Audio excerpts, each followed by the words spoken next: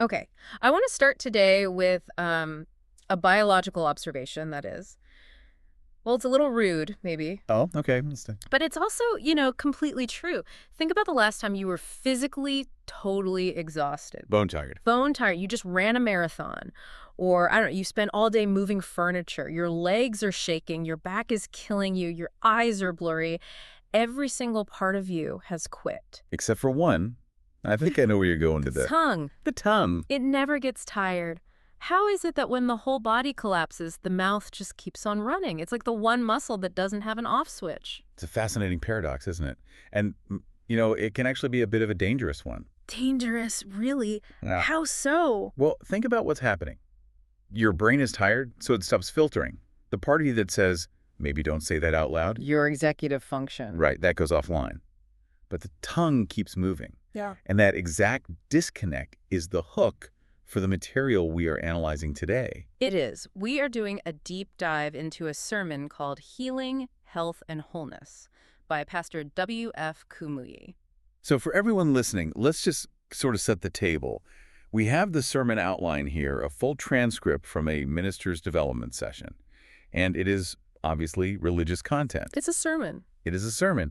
But what's so interesting and why we wanted to tackle it is that even from a purely secular viewpoint, the arguments he makes about psychology, about the power of speech and self-perception are incredibly sharp. Absolutely. So our mission today is just to look at this impartially. We want to unpack the three-part framework he presents. Yeah, he breaks it down into the condition, which is about preventing sickness, then the covenant, which is about accessing healing, and finally the confirmation, which is about living in dominion. And it all starts with that tired body and that very, very active tongue. Exactly. So let's get into that first pillar, the condition. The speaker kicks off with a pretty standard idea, that sickness came from sin, Adam and Eve, that whole story. Sure, the theological premise. But then he pivots. He pivots to something much more behavioral.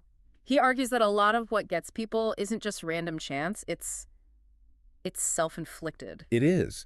And this is where the text gets really specific about the anatomy of discouragement. He says, discouragement literally shuts off the brain. I think we've all felt that. You're just so overwhelmed you can't think straight. You're on autopilot. Right. The brain goes on vacation, he says.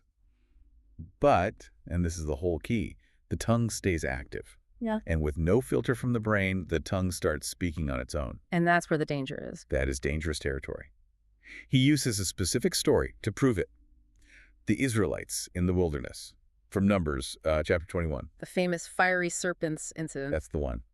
But the setup is what really matters for his argument. Okay, so let's set the scene. The Israelites are in the desert. They're tired. They're discouraged. It's hot. It's been forever. And they start complaining about the manna. The food god is supernaturally providing. And he points out this one specific phrase they use. They call it light bread. Our soul loatheth this light bread. It's such a strange choice of words. I mean, the text emphasizes this was angels' food. It gave them supernatural strength. It was keeping them healthy for decades. But because they were discouraged, their whole perception was warped. They hated the very thing keeping them alive. It's like complaining that your free 5-star meal isn't spicy enough. Exactly. And the consequence, according to the source, was immediate. They spoke against God and Moses, and boom, fiery serpents were sent among them. People started dying. Okay, I want to pause here because he makes a theological point that I found really fascinating. He doesn't say God just, snapped his fingers and conjured snakes out of thin air. No. It wasn't a magic trick. Not at all, and that's a vital nuance in the text. He argues the wilderness was already full of serpents and scorpions. That was the natural ecosystem. It's a desert. Of course it was. Right. The argument is that God's protection, this sort of invisible shield, was holding all those natural dangers back. So the snakes were always there just kind of bumping up against the glass. Exactly. But when the people used their tongues to speak death, asking, why have you brought us here to die? They basically lowered the shield themselves. They invited the reality they were complaining about. That's it. By saying, we're gonna die, they broke the very protection that was keeping them alive. Wow. The source basically calls it a permission slip. The idea is that negative speech isn't just venting, it's authorizing a negative outcome. He warns the listeners directly. Don't use your tongue to invite premature death. It completely flips the script on venting, which we always think is so healthy. Right. I just need to get it out. He's saying, no, getting it out is authorizing it. You're signing the contract for the very thing you hate. His warning is pretty stark. Don't let your tongue be the death of you. It all ties back to that first idea. Your brain was tired, your tongue took over, and it signed a check your body couldn't cash. So that's the danger of being weak and discouraged. But then he shifts gears completely, and this is where the argument gets really clever.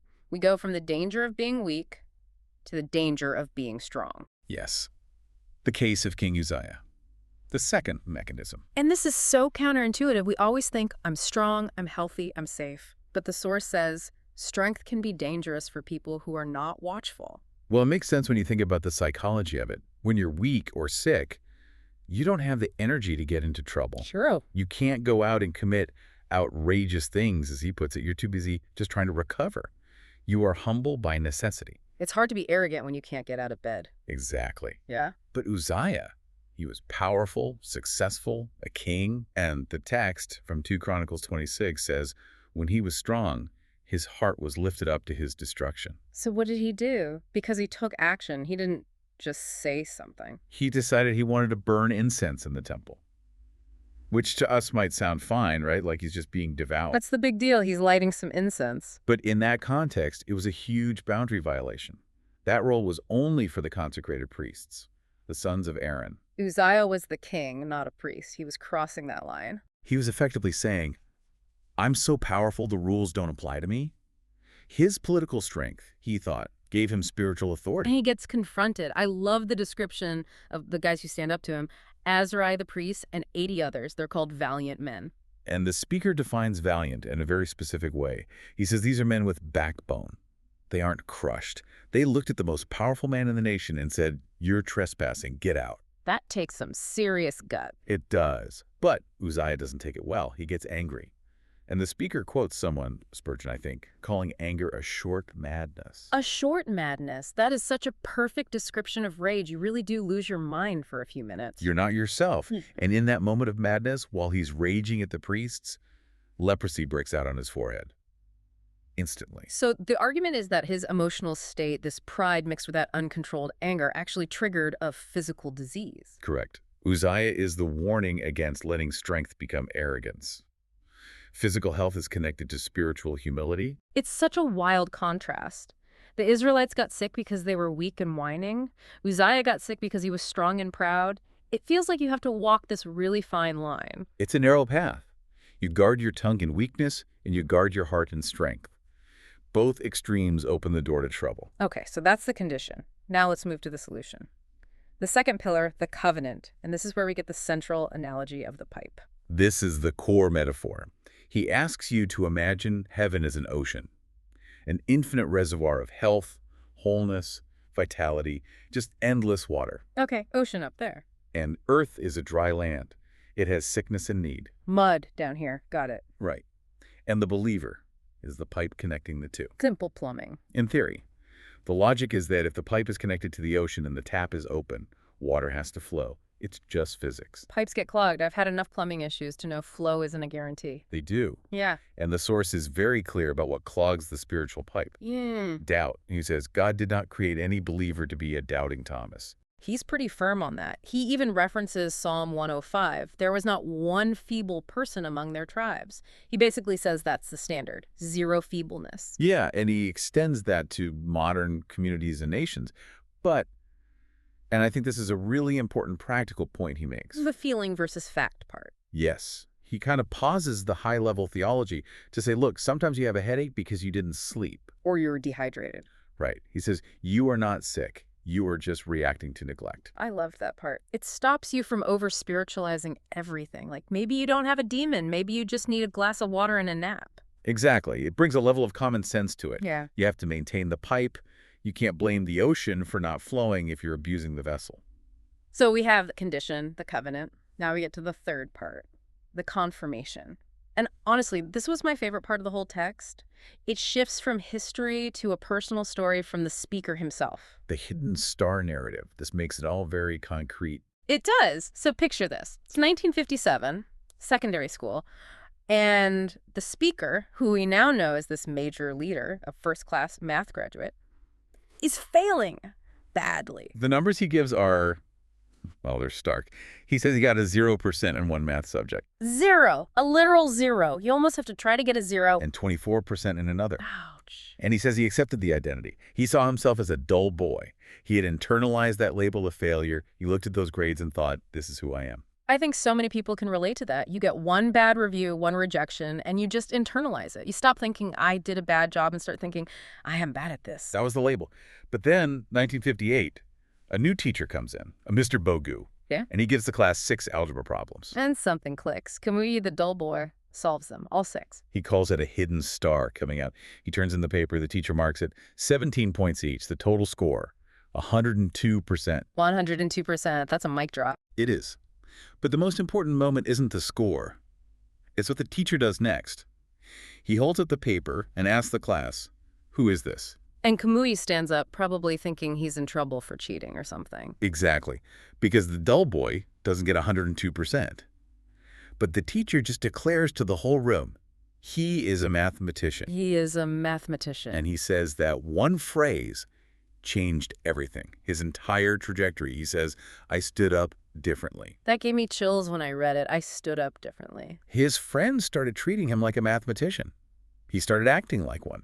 He went on to study advanced math on his own and graduated with a first-class degree. From 0% to first-class honors, all because one person changed the label. And it connects perfectly back to the very first point about the tongue. Words create reality. The Israelites said, we will die, and they died. The teacher said, you are a mathematician, and he became one. And he applies this to everyone listening. He says, you have a hidden star, too. It might be buried under failure or bad labels, but it's in there. He even connects it to the story of Philip in Samaria. Philip was just a regular guy, a deacon, but he goes to a city and produces great joy. The idea is that regular people, when they find their hidden star, can transform whole communities. It really ties the whole thing together. It's not just about physical healing. It's about healing your identity. You can't be whole if you think you're a failure. Exactly. That's the dominion part. You can't have dominion over sickness if you don't have dominion over your own self-image. So if we just, zoom out on this whole deep dive, we started with our tongues being dangerous weapons because they never get tired. We saw how the Israelites used that weapon to talk themselves into a snake pit. They labeled their blessing as a curse. We saw a king who let his strength turn into arrogance and ended up with leprosy. He thought he was bigger than the system. We looked at the believer as a pipe that needs to stay unblocked by doubt to let healing flow. And we ended with how a single word mathematician can unlock a hidden star and change a person's entire destiny. It's a really comprehensive look at how the internal shapes the external. What's happening inside you, your words, your pride, your identity, determines what happens to you. It's a lot to chew on. It really forces you to audit your own inner monologue. It does. So before we wrap up, what do you see as the most critical takeaway from all this? For me, it's the connection between the light bread complaint and the hidden star story. Okay. In both cases, the external reality hadn't changed yet. The manna was still manna. The boy was still the same boy who got a 0. Right. Nothing physical had actually shifted. What changed was the name given to the reality. One group named it light bread and invited death.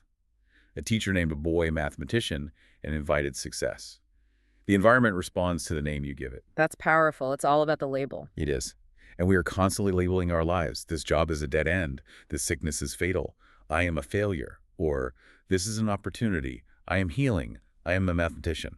Well, that brings us to the end of this deep dive into healing, health, and wholeness.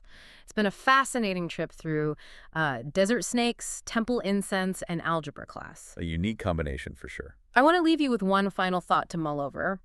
We saw how a teacher unlocked potential with one positive label. But the flip side is true. The Israelites blocked their own blessing with one complaint. So here's the question. If your reality is shaped so heavily by the labels you accept or the complaints you voice, what specific label or complaint are you holding on to right now that might just be blocking your own pipeline? That is the question. Thanks for listening. We'll catch you on the next deep dive.